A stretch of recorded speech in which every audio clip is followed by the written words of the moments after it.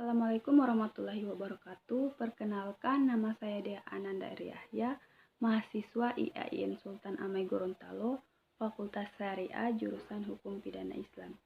Dalam kesempatan kali ini saya akan menjelaskan materi mengenai kriminologi, pengertian, faktor, dan karakter dari white collar crime.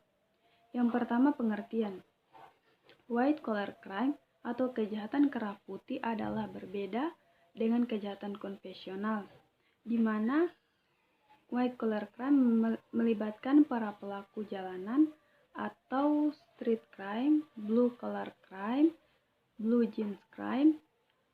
Pihak yang terlibat dalam white collar crime atau WCC adalah mereka yang merupakan orang-orang terpandang di masyarakat dan biasanya berpendidikan tinggi.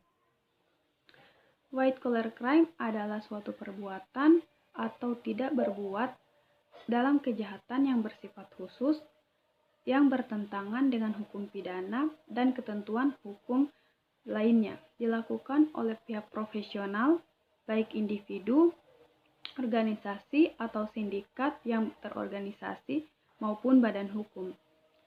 Nah, yang kedua, faktor-faktor yang mempengaruhi WCC.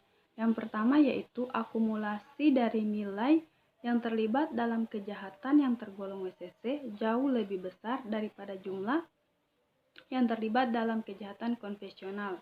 Yang kedua, hukuman penjara pelaku kejahatan konvensional jauh lebih sering daripada pelaku kejahatan WCC. 91% pelaku kejahatan konvensional masuk penjara, sedangkan 17% dari pelaku kejahatan WCC yang masuk penjara.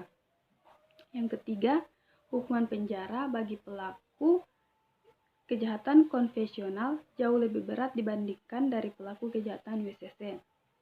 Kemudian hal-hal tersebut yang terjadi karena menjadi faktor yang pertama yaitu pelaku WCC memiliki banyak uang sehingga memungkinkan untuk membayar pengacara yang besar. Yang kedua, kecenderungan konspirasi dengan lembaga peradilan.